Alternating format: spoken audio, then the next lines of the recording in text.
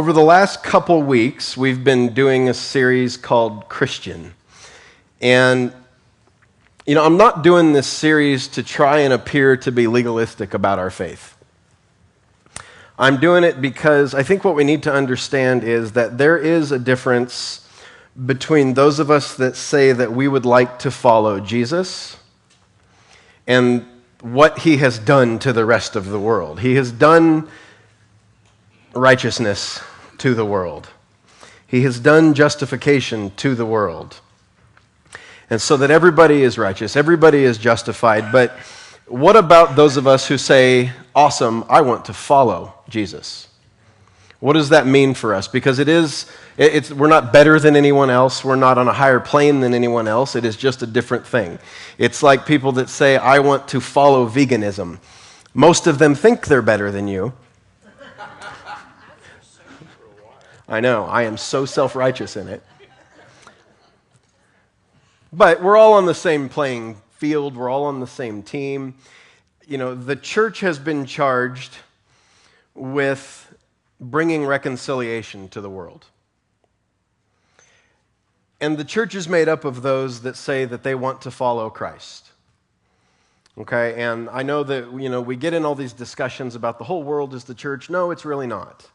The whole world contains the church because we are part of the world. We're not separate, but we are charged with bringing reconciliation to the world and with showing people their state of union with the Godhead so that we can make converts? No. So that we can make disciples. We're not charged. Jesus didn't say, go therefore into all the world and convert everybody to your particular denominational bent. He said, go into all the world and make disciples. And a disciple is one who is a systematic learner, okay?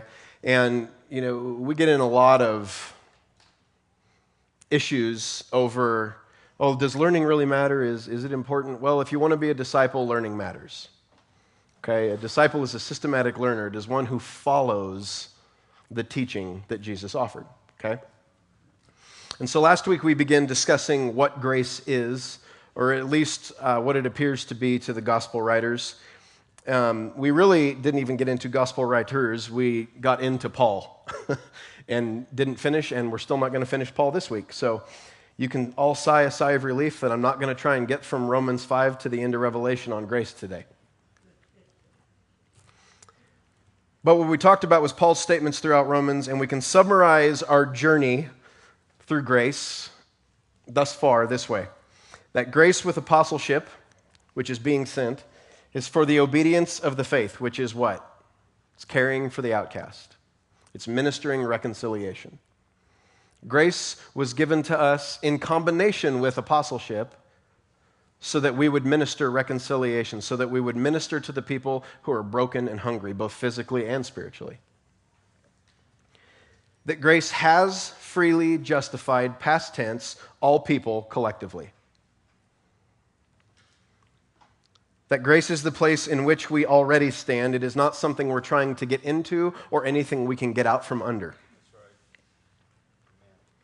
That grace is free. And again, I want to keep hitting this because I want us all to get it, that when something is called free, what does that mean? That there is nothing that can be done to pay for it. No matter what we dress it up as, when we say, well, yes, but you must receive, then what you have said is that grace is now a reward for your reception. Grace is a gift, not a reward. That grace is not proof that we cannot sin, but rather that it is an overwhelming force when we do. Okay, and I want that to be abundantly clear. We talked about this. God to man, vertically, theologically, sin is no longer an issue. Man to man, horizontally, ontologically, if we're going to, let's cover all the terms here, sin remains an issue. Because if I spend my day hurting you and then write that off, well, I can't sin. Well, I'm wrong and I need to repent to you. Not to God, to you. Okay? And so grace is an overwhelming force when we do. That grace provides us with proof that we cannot and will not be judged by sin, meaning that it can't render any verdict of judgment in our life. Period. Not at some point then, now it ends, and now the judgment can be rendered. No. Grace is the proof that we cannot be judged for any supposed sin in either realm, okay? Now, continuing on in this, we're going to get back into the book of Romans. We discussed that Paul says sin cannot be our master. And again, I like historical context. In historical context, sin cannot be our master is referring to the relationship between a master and a slave. Okay, and what does the master have the authority to do to the slave? To render judgment when he feels like something wrong has happened. To present a verdict, good or bad. Okay? Sin is not our master because we are under grace. Romans 6:15. What then? Shall we sin because we are not under law but under grace? Certainly not. Now, there's a translation out that says, shall we sin because we are not under law but under grace? Hell no. And I like that translation, but we didn't have it for our display. So here Paul's letting us in on one of the secrets of grace. And as I said before, the idea that we cannot sin just because sin has been dealt with is a common misnomer. It's one that, I believe that from God to man, we are sinlessly perfect. But then Paul wouldn't say, shall we sin because we are not under the law? No. We just need to understand what realm we're talking about. Most of us, if we're married, we don't even need to remind ourselves that we can sin because our spouse will do so anytime we sin against them. Not Gabby, because she is perfect in every way.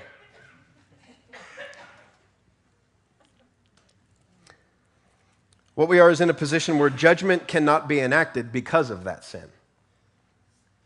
Okay? So is this an excuse to get wrapped up in all of the garbage of life? No, absolutely not. It is, however, a full pardon when we do. But what is sin? And we've heard this a lot, in the circles that we run in the grace movement. I hate that title because it's not a movement. It's part of who God is. We've been taught that sin is missing the mark. And that's okay, but it doesn't really encompass what we're really talking about. James puts it this way. He tells us that to him who knows to do good and does not do it, to him it is sin. What does that mean? Are we doing good to God? No. What did Jesus tell us to do? To go to the least of these. So when we walk by someone who's struggling, if they're depressed, or we know something that's going on in their life, and we know what we could offer them that is good for them, and we think, well, I'd rather get home because the game's about to start. In that moment, we've just sinned. Because we're more concerned about our own pleasure than we are about being Jesus to the person in front of us. Okay? Again, grace is an overwhelming force when we do. But we all do, and it's okay. So sin is about how we treat our fellow man. It is about doing good to the oppressed, or rather the lack of doing good. And we're going to talk about this later. I can't remember the guy's name, but a friend of mine says that, a friend of his, so it's me, says that sin is the destructive way in which we handle our pain. I like that definition because then that really puts it in a realm where it can be dealt with really easily because we can heal our pain. Romans 11, 5-6 says, even so then, at this present time, there is a remnant according to the election of grace. And if by grace, then it is no longer of works. Otherwise, grace is no longer grace. But if it is of works, it is no longer grace. Otherwise, work is no longer work. Really? A lot of times Paul gets real convoluted in his speech, and I think what we need to do is just say, if it's by grace, it's not of works, period. Okay? And again, this chapter, we talked about this in the first lesson. He's speaking regarding Israel and the Father's plan for her. We discussed earlier that this is not justification for saying anything like the church has replaced Israel. You know, that's a belief that's really infiltrated a lot of grace circles. And, oh, well, yes, we are better than them. We have replaced them. No, we've become a part of what they were all along, which is elect. Okay, I'm not talking about our faith as a part of their faith. What I'm talking about is they viewed themselves as God's chosen people, and Paul is now saying, and you are all God's chosen people. Okay, we are a part of what they were all along, okay?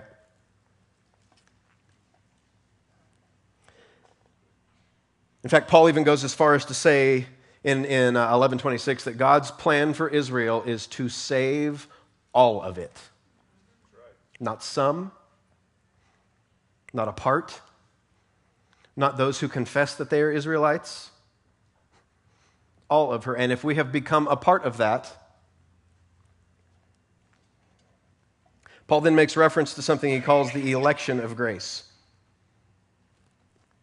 And so what we can understand this to be an answer to one of the very things by which the Jew believed that humanity could be judged, which is election. They had three criteria of judgment. One was election, one was fulfillment of the law, and the next was fulfillment of all the extra codes that the Pharisees have thrown on top of the law. So it wasn't enough that you were born a Jew. Well, let's put it this way. If you weren't born a Jew, sorry, you didn't even make the first cut. Then if you are born a Jew, you must fulfill the law. Awesome, you fulfilled the law. Are you also fulfilling all these extra codes?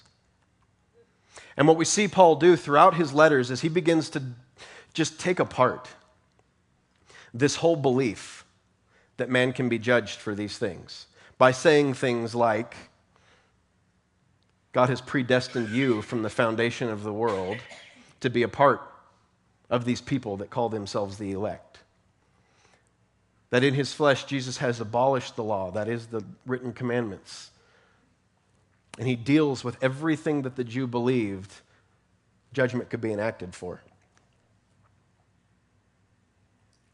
But this election of grace, it answers this problem of election. And if by grace, then it is no longer of works or by the working of the law, which means that there's nothing we can do to be in or out of the elect. We just are.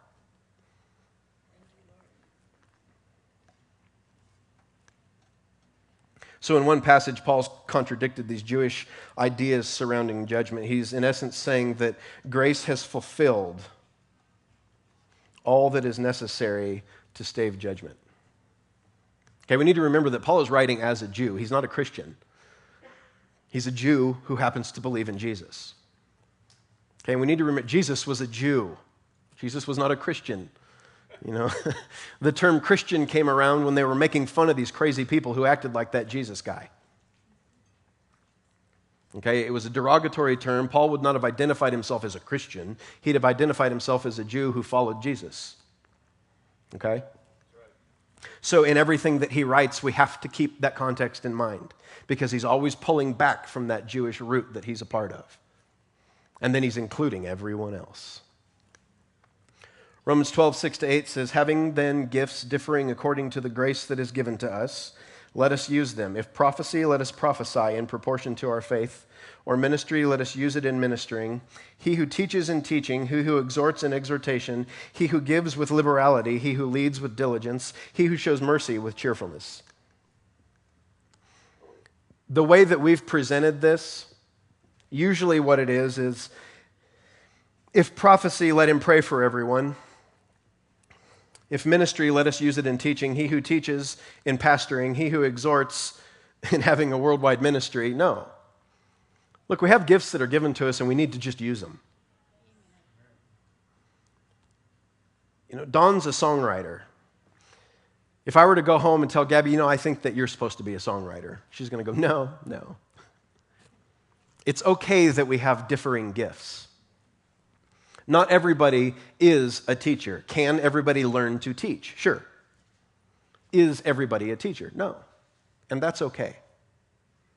We talked about this in my Pneuma series, and we need to get to the point that we stop with this, everybody's a pastor, everybody's a minister. Look, not all are, and that's fine.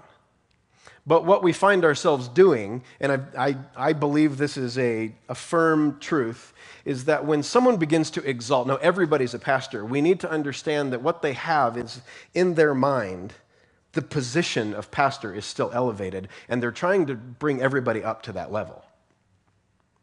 Good for them for trying to bring everybody up to that level, but really what we need to do is just deflate the image of pastor. Because a pastor is not more important than anyone else. It's just a gift that operates in the body. Now, in America, we've made it more important, and that sucks. You know, a teacher is not more important than someone who prophesies. Or if you're in a charismatic circle, a prophesier, a prophet, is not more important than a teacher.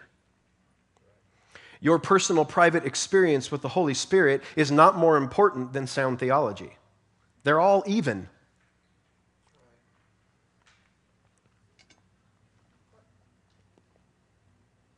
What we need to realize is that all are equal and different.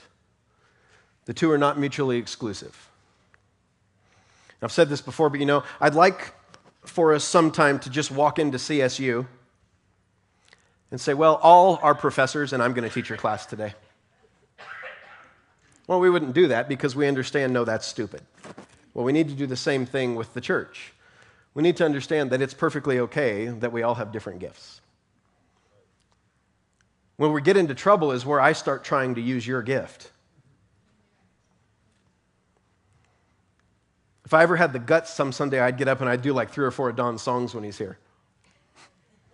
Just to show you how badly it would go if I tried to use someone else's gift. You could pull it off. I could attempt them. How are those differences placed within us, though? Through grace.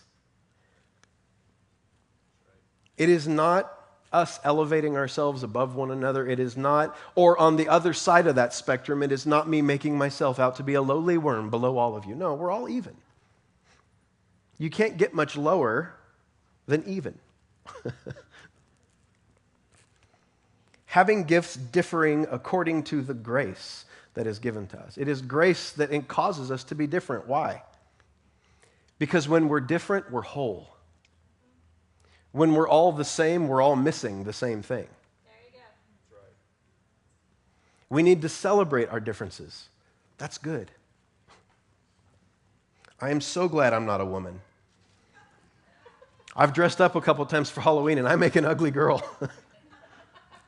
We can celebrate our physical differences. We need to celebrate our gift differences as well. We all need each other. It's awesome that God created us to need one another. That's right.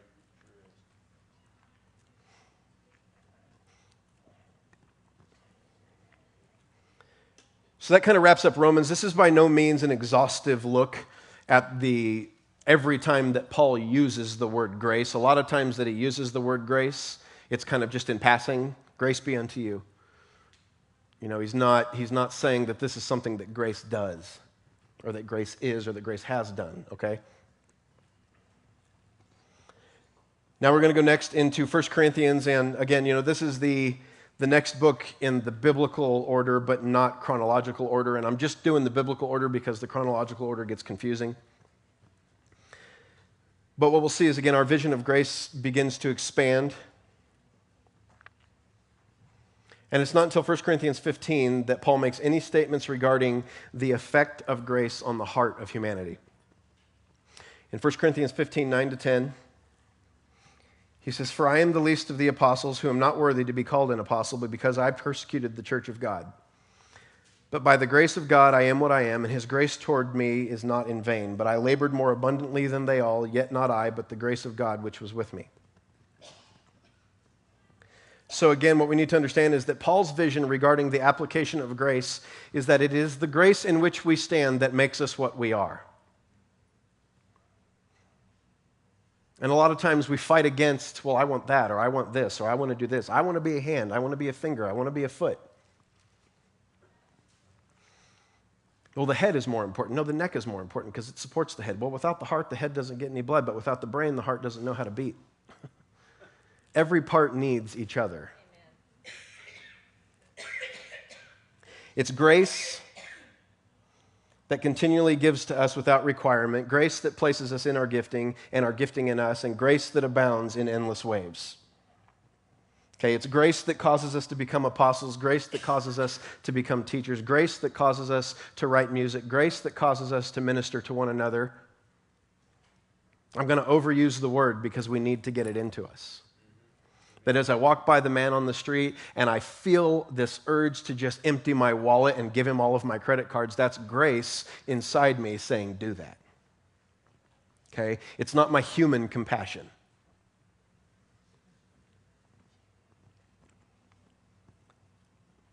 That's it for 1 Corinthians. One time does Paul mention what grace, how it applies inside of us. 2 Corinthians 1:12, for our boasting is this, the testimony of our conscience, that we conducted ourselves in the world in simplicity and godly sincerity, not with fleshly wisdom, but by the grace of God, and more abundantly toward you. Might be simple to overlook this, but Paul is telling this church actually, that it was grace which enabled him and will enable us to live simply and sincerely in the world. These words together mean that grace enabled Paul and it will enable us to live without pretense and without hypocrisy. And again, as we discussed last time, one of the very meanings of the word grace is that which kindles in us the exercise of Christian virtues. It's grace that enables us to live out this Christian life. And according to Paul, living out the Christian life would include living without pretense. What does living without pretense mean? It means you don't go into any situation thinking, well, this is what's going on.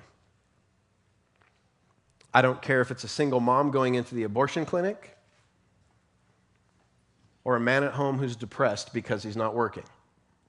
You don't go into any situation with any pretense in you about what's going on. You go in with grace.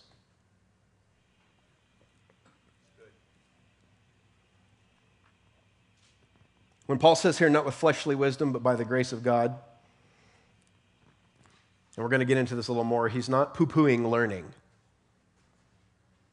And you might get tired of hearing me say it, but there's a rather big schism starting to happen between people who just want to experience the Spirit and people who value learning. Paul is not saying either one of these are better. We need both. Our learning and our experience with the Spirit both ought to bring us to a point where we want to be Jesus to everyone around us. If either one don't, it's not God. If your experience doesn't bring in you a desire to be Jesus to people, it wasn't the Spirit that you experienced. If your learning doesn't bring in you a desire, then you know what? It's not affecting you.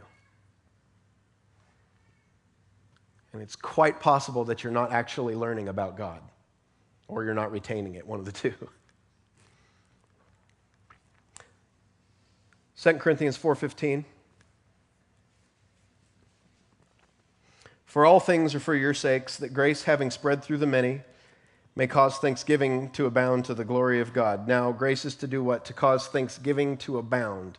And to who? To God? No, to the glory of God. We should note here that when Paul refers to the many, who is he referring to? Dad got it. All. The many translates to all. He is not making a statement of those who are in versus those who are out.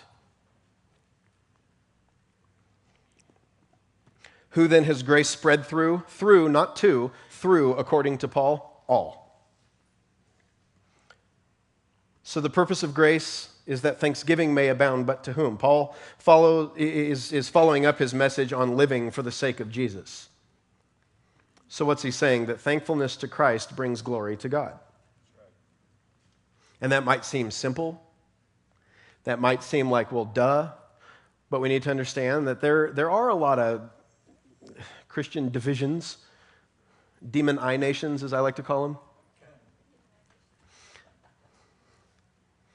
that have divorced parts of the Trinity away from each other. Nope, it's all Jesus. Nope, it's all God. No, it's all three. And when we give thanks to Jesus, we're bringing glory to God. So when we decide, look, I want to follow Jesus, I like what I see in this guy, we're bringing glory to God.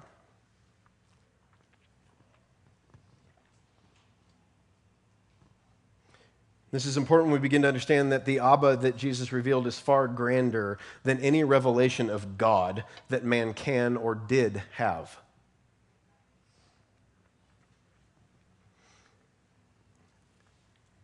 You know, what we do is we hold on to, one of the bigger arguments when we start talking about God who says no fear, or God who says, look, there's nothing to worry about, I love you.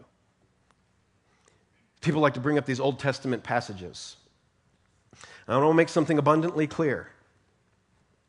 Even if it comes out of the Bible, if it does not line up with the Abba that Jesus revealed, it is not the Heavenly Father. Say it again. It is a misinterpreted God rendered through the minds of fallible man. And we need to understand this because people will, what about? I don't care what about. If it's not Jesus' revelation of Abba, it is not the Heavenly Father. Well, what about when God did all this? It wasn't God. We have people today doing the same thing. Oh, God sent the hurricane, and we're like, you're an idiot. But you know what? 2,000 years from now, if we have a book about church history, there's going to be people fighting over whether or not God sent the hurricane to New Orleans. Because there was a faction of Christianity that said, no, God did it, and there was a faction of Christianity that said, no, he didn't. Well, the same thing applies to the Bible. There's a faction of Judaism that attributes all these atrocities to God, and Jesus comes on the scene and said, that ain't my dad. That's right. And yet we go back to this instead of this. And it's painful to watch people go back to this. Oh, well, God did that. He'll kill you. He'll wipe you out. No, he won't. I better get on with it before I really get heretical. When we allow grace to stir up in us thankfulness to Jesus for who he is and what he has revealed the Father to be, it glorifies God. You know what doesn't glorify God? Worshiping an idol that we've found on the pages of our Bible that we call God. You know what absolutely glorifies God? Saying Father to him over and over and over. Because then we get to get an image of who he is. Now, I'm doing this new book, and I'm just as passionate in the book as I'm getting right now about viewing God as Father. Because we need to get this. Jesus was very clear that God is your Father, and speaking to a bunch of non-believing, Gentile, pagan, polytheistic people. And he over and over says, your Father, your Father, your Father. He doesn't say God of Israel. He says, your Father. That's right. And if we want to follow the Abba that Jesus revealed, we need to hang up our religious crap and look to him as a Father. And understand that there are things that we say that God will do to you, even in the grace circle, because we only extend his fatherly love to mortality, that a father would never do to their own children. And Jesus over and over says, and do you think you're a better father than mine is? See, we don't let this stuff play out in our minds. We read it and we think, oh, that's nice. Jesus revealed a father, but there's still a bloodthirsty, vampiric, sacrifice-demanding God in the Old Testament. And so we must also have that as a part of the picture of God. Michael Hardin calls him the Janus-faced God.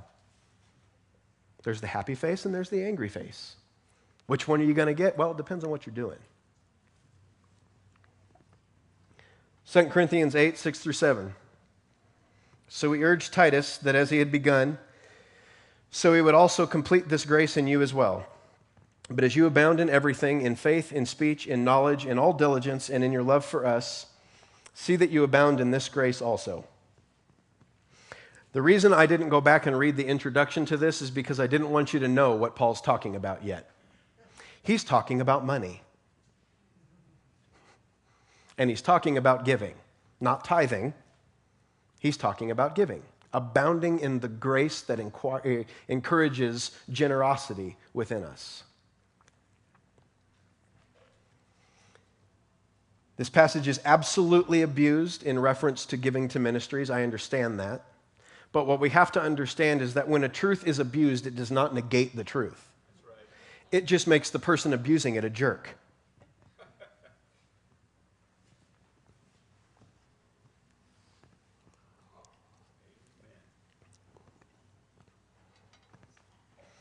So I feel we do ourselves this great disservice by overusing it to talk about giving, and by underusing it to never talk about it. You know, one of our, if we're going to find any fault with how we minister here, there's one or two. One of the things that we are probably faulting on is not talking about giving at all. It's because it's uncomfortable. And I'm not talking about milking. There's a big difference in milking and giving. Milking pulls. Talking about giving just says, hey, look, the grace that is in you inspires generosity. And I'm not just talking to the church. It inspires generosity to everyone around you. It's the grace that is in us. You know, it's the grace that was in me the night that me and Gabby were downtown walking by him. And, you know, every once in a while you walk by the guys that are panhandling and you think, yeah, right, you're probably going to go get a Mercedes in the parking garage and drive home when you're done. They still smell like cologne and deodorant and all that, you know, and they just have dirty clothes on. But every once in a while you walk past a guy like we did who's missing an arm and a leg and it says, can't work, need help. Okay, I believe you. Yeah. And it was the grace that inspired us to go ahead and just be generous with the guy. Everybody's giving him a buck, you know, here's what I've got. That's grace that inspires that in us. Paul says, as you abound in everything, see that you abound in this grace also. Meaning that as you grow in your faith, that as you grow in speech and knowledge and in love, see that you don't leave behind your generosity to other people. That's right. You know, and some of us, we're there. Man, we don't leave the generosity behind, but we've left behind as you grow in knowledge. Or as you grow in love. Well, I'm generous, but I'm a jerk. All of this is supposed to go together. As you grow in faith, as you grow in speech, as you grow in knowledge, as you grow in love, see that your giving grows as well. Don't leave that behind. Why? Because, like it or not, this is how the world works. Or see that it grows within you, the desire to be generous. And Paul goes on and he talks about the grace of Jesus Christ and he makes reference to him becoming poor that we might become rich. And I certainly would affirm that financial well-being is a part of the gospel of Jesus Christ. However, as I say here before, I don't believe God to be a divine Robin Hood that goes around taking from some people and giving to you. I believe that he gives us the ideas that we have to create devices and write music and do things that people want so that we end up making money. Why? So that we can have all the nice toys in the world? No, so that the generosity that's within us can abound. Amen. Come on. That's right. God doesn't make us rich so that we can be wealthy. That's right. He makes us rich so that we can give it all away, so that we can support more and more and more people.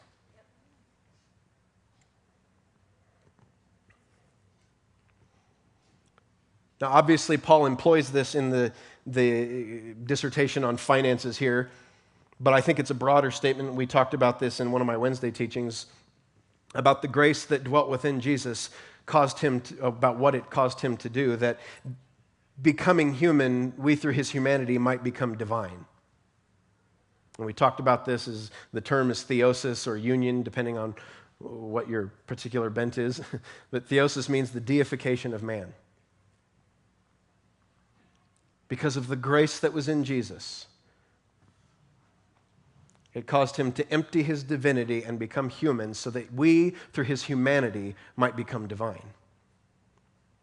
You know, and I talked about this, that the first half of incarnation is kenosis, and it is God emptying himself of divine nature to become man. It's the downward movement of God to man. And this is where the Western church has stopped. We've said, yes, God became flesh. But we've left behind that in every downward movement, there has to be an upward movement. And the second half of kenosis, the second half of the incarnation, is theosis. God didn't become man to leave us as man. He became man to exalt us to deity. And that might be uncomfortable. If it does, it's because you don't love yourself. Jesus Christ has deified humanity in proof that he is flesh and blood seated at the right hand of the Father.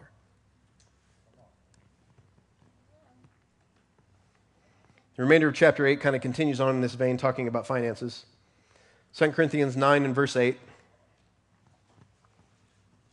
And God is able to make all grace abound toward you, that you, always having all sufficiency in all things, may have an abundance for every good work. Now, I love how many times the word all appears in this passage. And God is able, really, to make, just in case you weren't aware, he is actually able to make some grace abound toward you. That you, always having some sufficiency in some things, might have enough for some good works. This is how we've taught it and lived it and believed it and received it. Believe and receive or doubt and do without is crap, because God is able to make all grace abound toward you, that you, always having all sufficiency in all things, may have all for all good works, is how we can read that. So Paul's telling us that one of the many things grace does inside us is to incite a desire to give unto every good work. I've said in the past that many of us are so inwardly focused that we're not giving unto any good work, much less all of them. Well, I've got payments on my motorcycles. Good for you for having motorcycles. I'm not against you having those. But when you like to blame grace for giving you all these nice things, it's not grace. Enjoy your stuff. I'm not against your stuff. But if grace hasn't incited within us a desire to give unto every good work.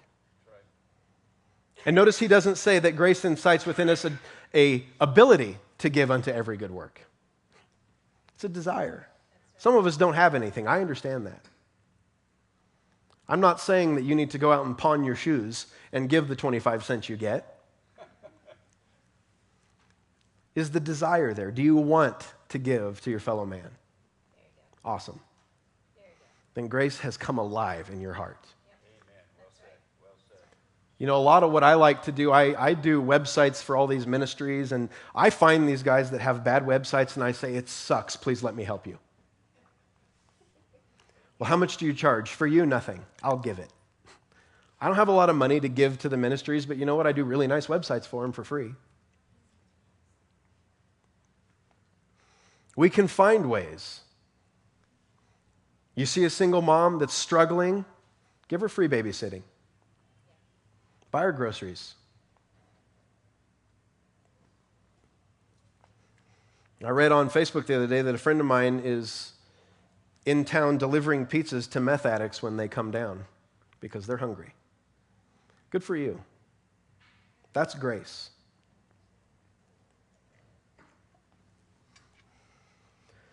And again, we've seen abuse in this realm, but abuse of a truth does not negate the truth. What we need to do is recognize the abuse and move away from it without leaving the truth in the process. And I talked about this in my Push Reset series, and what we like to do is we see this truth, or, you know, some guy up front has this revelation of truth, and then all of his sycophant yes men look to take his truth and begin to take that thing backwards as a law. Well, okay, now. When we give, what does it do? It bears fruit after its own kind. This is something God set up. This is not something he does actively. It is a passive blessing that is in the earth already. Okay, when I give financially, when I give of my time, when I give of my love, what does it do? It bears after its own kind. It's going to multiply. Does it always come back to me? No, that's where it's been mistaught. You know, I was talking to someone about this, and I said, look, you know, let's look at it this way. If I give you $100, and God gives you the idea to take that $100 Let's say we're in like 1990, 89, and you take that $100 and you invest in this little known company called Starbucks.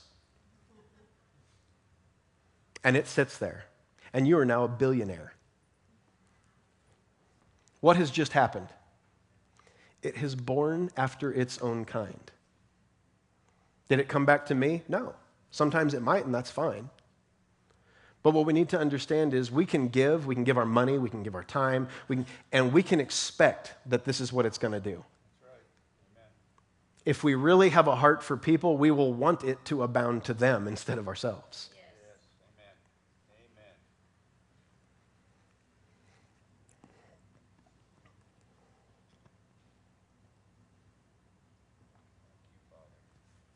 So grace causes generosity, plain and simple. Generosity gives unto every good work, not just those we personally agree with or belong to. So what would qualify then as a good work? Well, according to Paul, we've been given one ministry. And what ministry is that? Bruce pays attention when I teach. Reconciliation. It's the one ministry we've been given. You know why the church is in such problems? Because we've convoluted the whole thing, and we've said, well, our particular ministry is this. No, if it does not bear the fruit in people's lives of reconciliation, it ain't ministry. There you go. Are you doing, yeah, you might be doing good things. I'm not saying that they're inherently bad because they're not ministering reconciliation, but it does not qualify as a good work if you're not ministering reconciliation to people. And I'm not saying you can be reconciled if. I'm saying you are reconciled because he. So that means, according to Paul then, or in my opinion, let's say it that way because I don't want to put anything on top of Paul that he might, when I get to heaven, say, look, dude. In my opinion, we could say that a work is not good unless it is ministering reconciliation as an already appropriated state to people.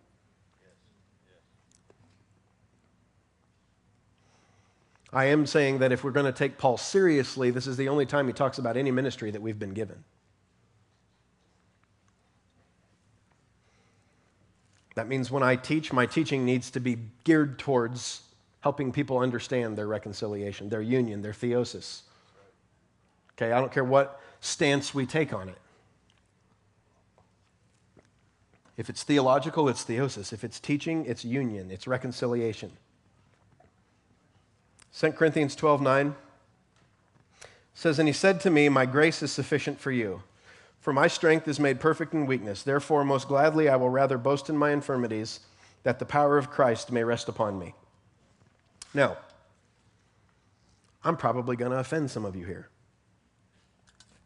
There are an abundance of theories as to what the thorn Paul experiences could be. It has been erroneously taught, I want you to get this, that it was the Judaizers. That it was people. Okay, the teaching comes from something that was made up. It's not verifiable. Oh, well, this is a term they would use to make fun. No, it isn't. That's something someone pulled out of their hat to keep it clean. And it is a way we like to, in our grace circles and in our healing circles, justify this thorn that Paul seemed to have. If we're going to look at things historically critically, if we're going to be contextually accurate looking at where Paul grew up, it probably more likely was a chronic malaria. He lived in a tropical region where it's very, very common. I thought it would go over like that. But what we need to learn to do is to progress beyond what the thorn was. Because the point of this dissertation, the point of this story is not what the thorn was. If the point of the story is what the thorn was, then Paul would have said it. He wouldn't have said, I had this thorn in my side. He would have said, these people are idiots. Or, I've been sick.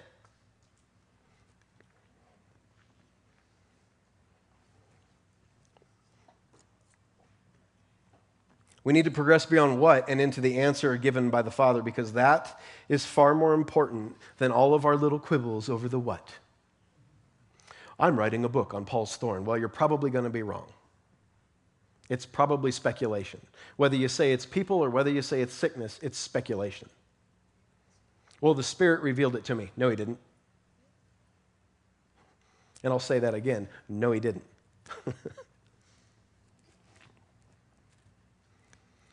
Because the answer given by the Father is far more important. If it be people causing problems, my grace is sufficient for you. If it be some sickness in your life, my grace is sufficient for you. Is God telling Paul that he can't heal him? No. He's telling him, my grace is sufficient for you. We want a little insight into healing, then we need to understand that it is grace that heals us. It is not some man up front. It is not some meeting being done by a worldwide minister. It's not so-and-so coming to your hospital room. It is grace that heals. If it is people causing problems in your life, my grace is sufficient for you. Not my retributive justice. Vengeance is mine. I will repay, says the Lord. Strike them. Why? For arguing with you? For not seeing things the way you see it? Maybe you're wrong. It's my grace is sufficient for you. Why? Because when we begin to really believe that it is His grace that is sufficient for us, we take our focus off the issue. And we put it where it needs to be, on His grace. You know, I hate what I've seen happen in the whole grace movement now, that the focus is always put on the problem. Oh, God's told me there are 14 people in here with back pain today. Boy, could we be more general? God says there's 86 people here today that have on shoes.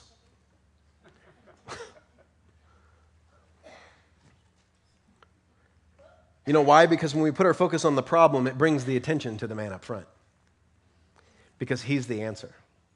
If he has identified the problem, then he is necessarily the answer. But if we stop worrying about what the problem is and look to what God said the solution is, it is not your faith.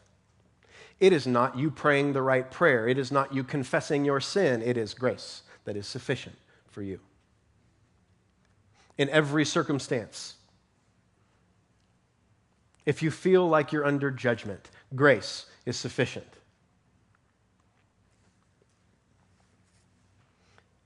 No matter what our problem is, His grace is sufficient. We need to stop focusing on the problem and focus on His grace. And look, let's be real honest with ourselves. We don't always get out of every situation that comes at us. Sometimes those situations end our lives. Sometimes they end our ministry. Sometimes they end our career. Sometimes they end our marriage. Does that mean His grace wasn't sufficient? No. What we've done is we've become a group of people, especially in the circle that we're in, who like to say things like nothing bad is ever going to happen. That's garbage. And the reason people are so disappointed in God is because we've given them a false promise. In this world, you will have tribulation. Not might. It's going to happen. And it's going to suck when it happens. But be of good cheer because my grace is sufficient. When Paul says this, that God has told him, the voice of the Lord says, my grace is sufficient, he's not telling us that God's grace is barely enough, though it isn't. It's just to the level. The phrase could actually more literally be rendered, you need nothing more than my grace. You don't need another meeting. You don't need prayer. You don't need worship. You don't need prophecy. You don't need to go to this person or that person. You need nothing more than my grace. You don't need to get drunk in the Spirit and roll around on the floor and bark like a dog.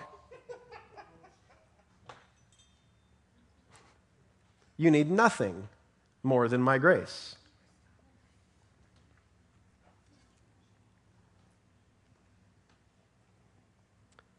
Grace is all sufficient. It's not 1 cup grace for your 1 cup problem.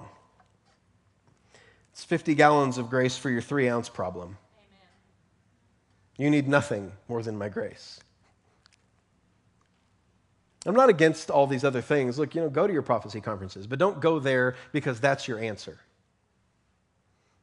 Get drunk and slain in the Spirit, fine, but don't do that because that's your answer. Your answer is His grace. And if those things are what get you going, awesome, do them. But keep your focus on His grace.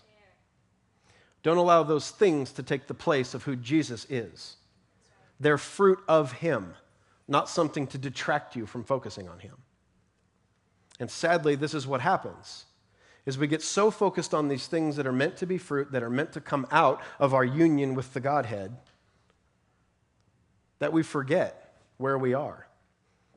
As I've said here before, and I typically give credit to the guy who said it, but not anymore because I've said it enough, that we're so focused on looking in the refrigerator for our favorite leftover that we forget to take a step back and realize whose kitchen we're standing in. And who's seated at the round table waiting for us to come join the conversation. This life isn't about conversion, it's about conversation. It's about conversation with one another, and it's about conversation with the Godhead. And if we would get that and we would start delivering that to the world, you know what? Jesus wants to have a conversation with you. He's not interested in you saying some prayer.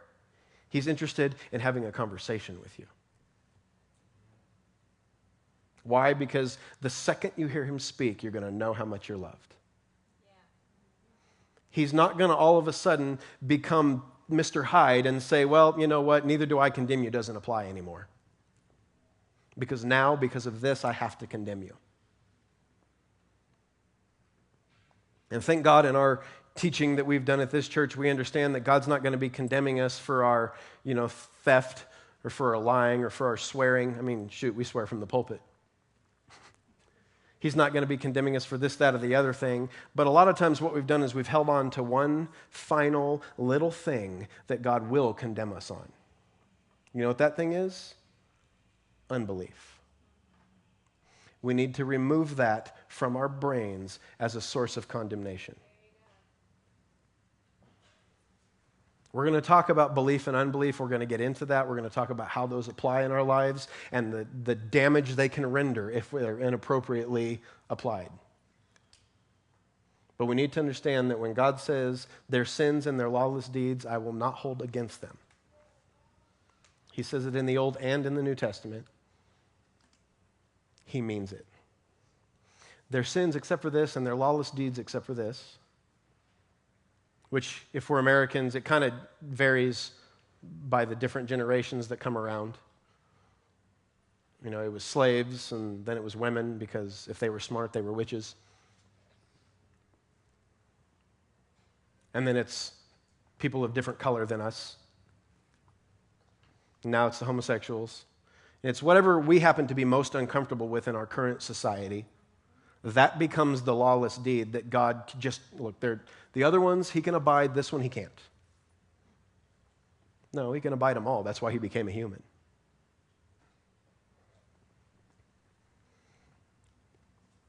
Amen?